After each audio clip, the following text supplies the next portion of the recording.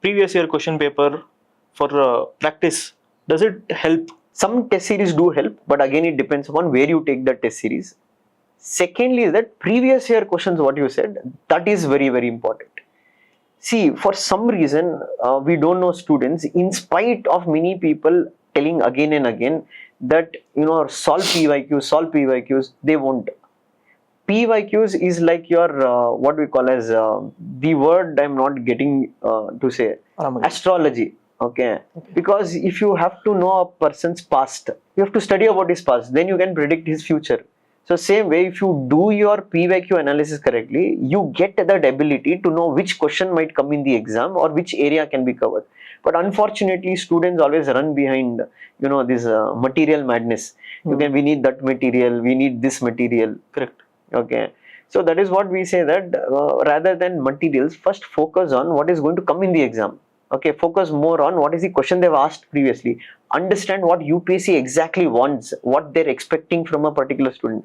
See, there are a range of government exams, right? There is FDA, SDA, PSI, UPSC.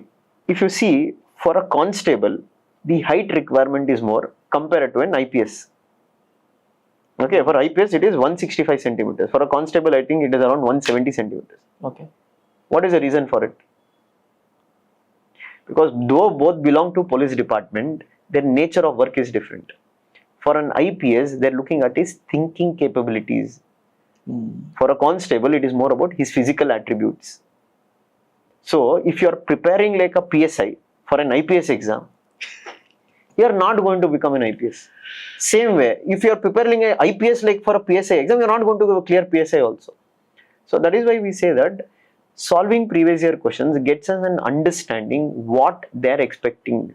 Once if we get it correct, then rest of the things will flow. And regarding test series, again it depends upon which test series you join. See, for me when I was preparing, if you know about Insights in Bangalore, okay, at this time there was Vinay sir who used to do this test series called as Core Batch. Okay, at that point I am telling in 2015 or 2016. Okay. Especially when Nandini KR got first rank from Karnataka.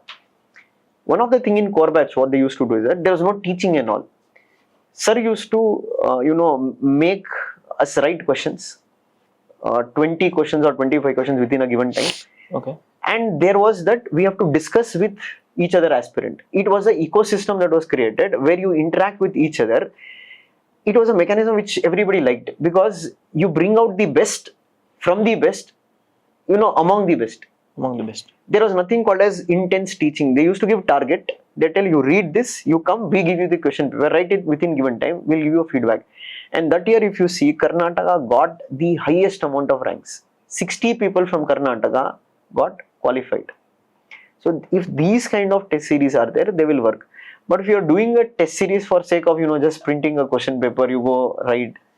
That is what happens generally in the market. Again, many people, what they just write test series for sake of writing, FOMO. What is FOMO? Fear of missing out. So that's why I told there are good products, bad products in the market. We have to be wise enough to choose. But one product which is very essential is your previous year questions.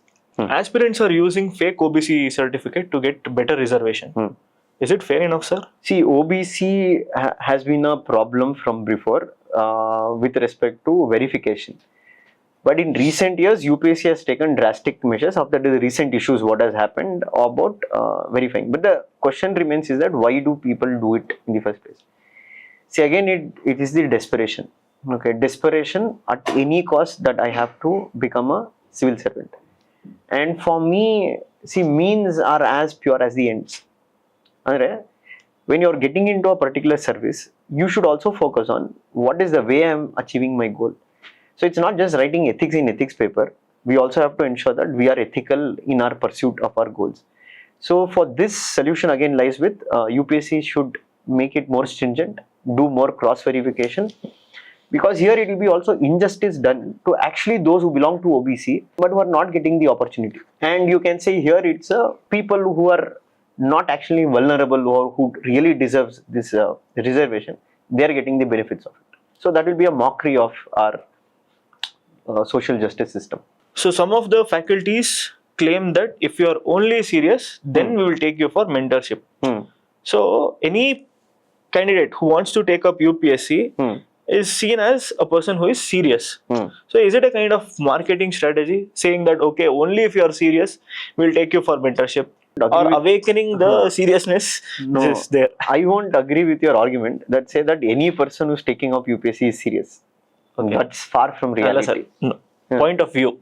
If anybody is taking UPSC, is termed as no. That's the thing, because if you, from my experience in last 6 years, in UPSC there are more number of non-serious aspirants than serious aspirants. okay. If you ask also why in UPSC how the market works, see, market works on demand and supply, right? So that is how free market works. So what is in demand, that is being supplied.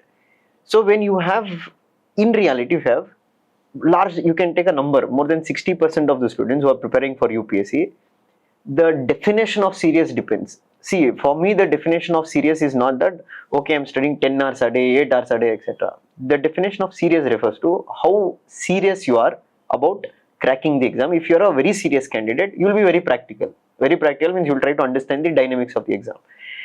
But if you see, most of these students are not serious. The market is run by non-serious students.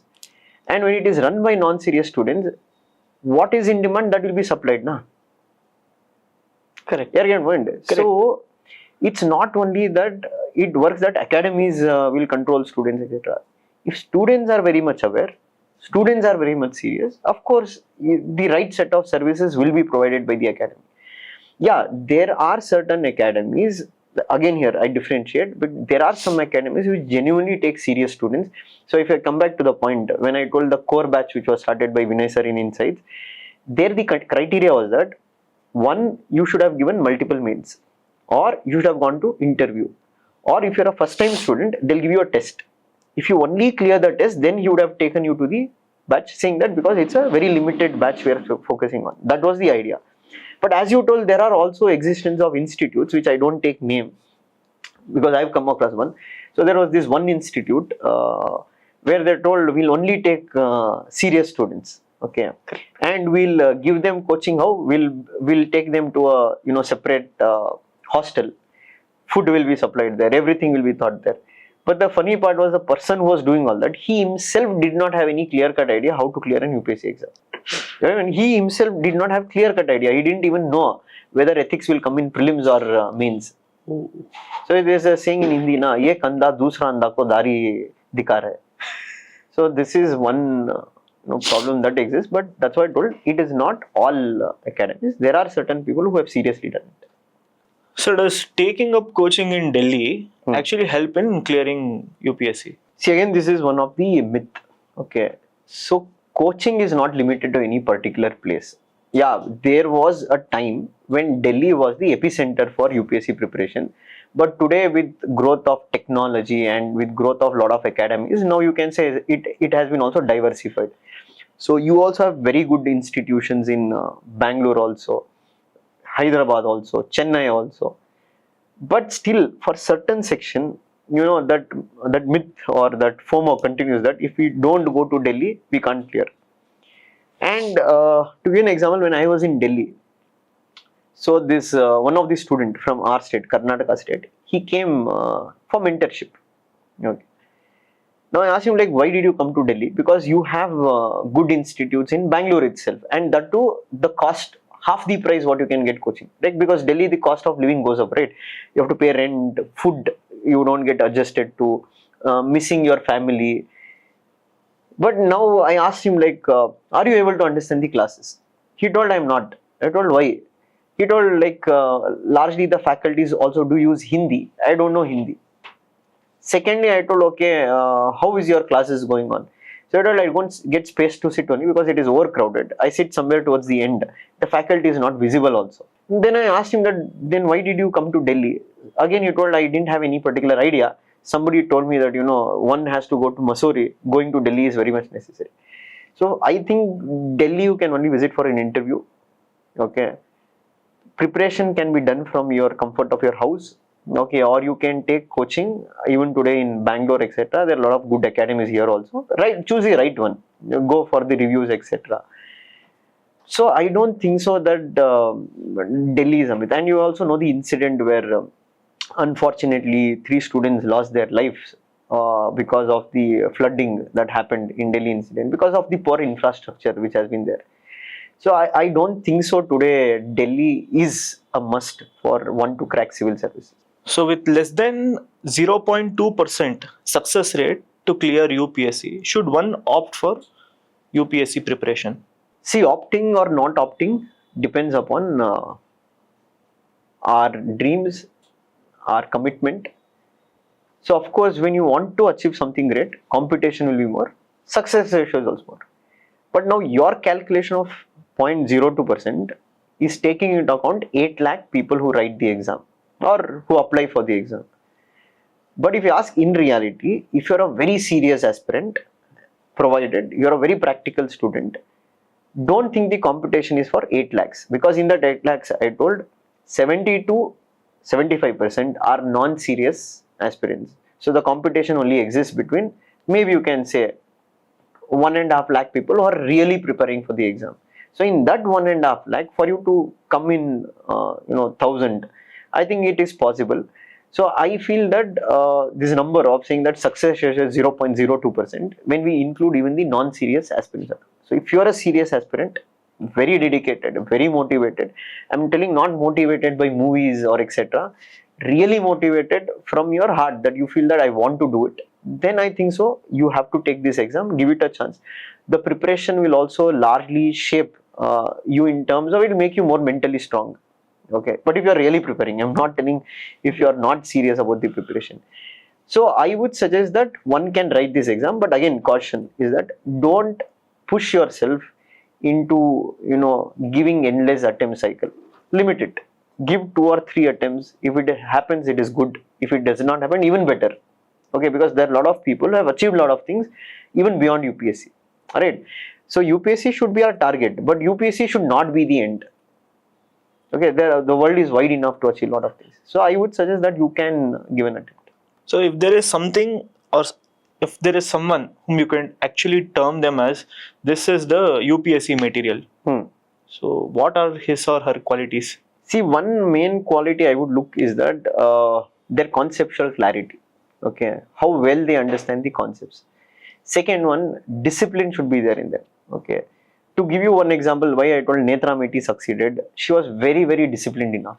Okay, if I tell her send the answer at this particular time, 100% at that time she would send the answer. Okay. Third one, you have to be a person who should have analytical abilities, not just by hearting or rote learning. You should have a mindset where you can analyze things, when you can understand why this is happening, how this is happening. And fourthly, you're a person who should be open to criticism. Okay. So majority of the problem with students is that they are not open to criticism. They feel that criticizing them will demotivate them. So I believe that is a wrong sense of motivation. A real motivation only comes that when you ask a genuine student. So I have one student called as Tejas who got into IRS customs. The good thing about him was that every time I gave him a feedback, if I praised him, he used to say, sir, don't praise me. Please point out where I have to make improvements, because that is what is going to get me the rank. So these are the qualities that should be there in an individual who is preparing for a UPSC exam to find success. How should aspirants come out of their comfort zone? See, coming out of the comfort zone is very essential to succeed in any field, including UPSC or any other field you put. So, even when I realized that why coming out of comfort zone always makes you fly high. So, in my garden, there was a bird which had laid a nest, small bird, almost 3 eggs. So, I kept watching from day one. Okay. So the eggs hatched, the chicks came out. All the 3 chicks, they grew up very quickly. Okay. But the nest was very small. So one day I told my wife, looking at the nest, that why did the bird not build a bigger nest? They were almost falling down. So I told, why didn't the mother bird build a bigger nest so that they can be comfortable? So she replied, see, they learn to fly because they want to get out of the nest. So that is what we say many times. Uncomfortable situations leads us to greater path. That is what it leads us to do greater things.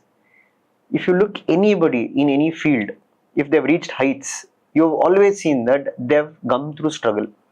Take any field, like if you take movie industry, Yash's journey towards KGF was not so easy, or Virat Kohli becoming the world's greatest batsman was also filled with struggles in that regard. And that is why we say that anything you want to achieve, if you come out of your comfort zone, you lead a new path. So that is what I feel, that any student should do things that makes it uncomfortable. You're not happy with answer writing, do more of answer writing. You are very uncomfortable speaking, speak to more number of people, get over that fear. So that is what we say, at the other end of the fear lies your success.